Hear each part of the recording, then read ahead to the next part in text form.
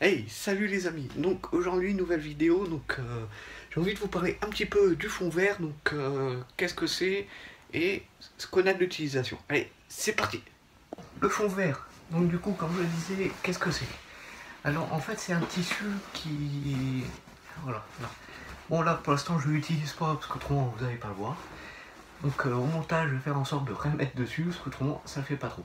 Donc le fond vert, ça sert de fond, comme le nom l'indique. Et vous pouvez du coup vous intégrer tout ce qui est, par exemple dans un jeu vidéo, une image de fond, tu rajoutes une vidéo derrière. Par exemple, vous voulez faire un petit film, vous pouvez toujours l'utiliser. À la météo, c'est ce qu'ils utilisent, un fond vert justement pour s'intégrer directement dans les images. Et au cinéma, dans les films, ça s'utilise beaucoup. Par contre, si vous faites ça en extérieur, moi je vous conseille de prendre plutôt un fond bleu. Parce que j'ai fait une petite vidéo pour m'amuser avec le fond vert en extérieur, mais le problème c'est que avec la couleur du fond vert et la couleur verte de l'herbe ou des plantes comme ça, l'image est quand même dans l'herbe. Donc je vais vous montrer ça de suite comment on fait. Allez, c'est parti. Donc c'est bon, mon fond vert est installé. Donc du coup, ce que je ferai en fond de vidéo, je vais prendre un petit gameplay de mon ordi pour vous montrer un peu comment ça fonctionne.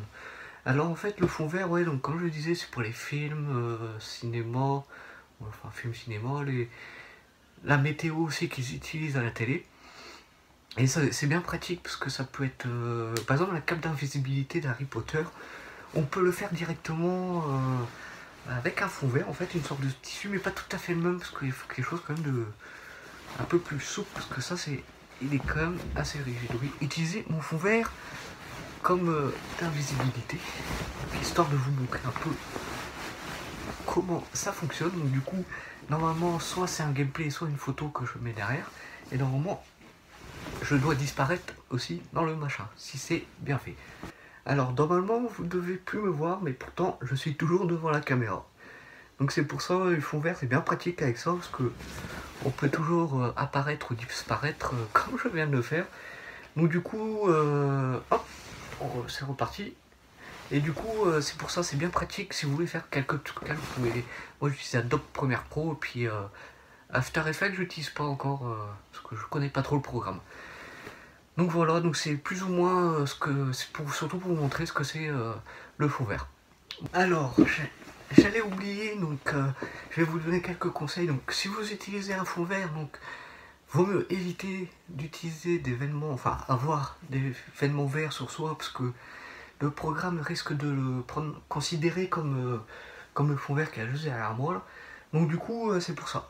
Je vous déconseille d'utiliser des vêtements verts parce que vous allez être transparent quoi. Donc c'est dommage que j'ai pas un déguisement vert, autrement je vous aurais montré transparent, puis mieux de voir que ma tête ou mes mains, enfin une connerie de genre.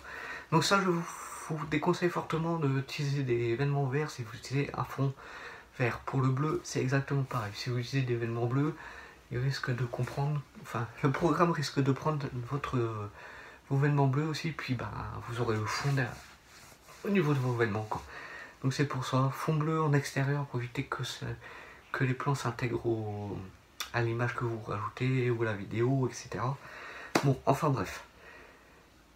Donc la vidéo se termine là, j'espère que ça vous a aidé un petit peu. Donc je vous dis kenavo et à la prochaine.